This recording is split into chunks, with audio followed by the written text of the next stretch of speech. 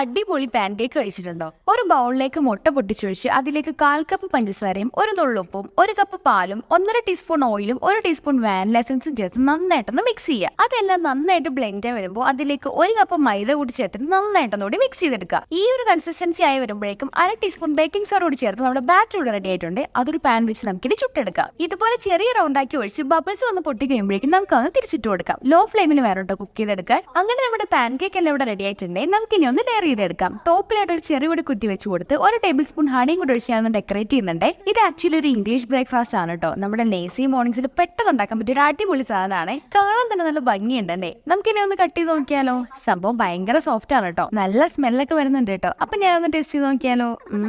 അടിപൊളിയാണ്. അപ്പൊ എല്ലാവരും ട്രൈ നോക്കിയിട്ട് ഫീഡ്ബാക്ക് അറിയിക്കാൻ മറക്കണ്ട. ബൈ.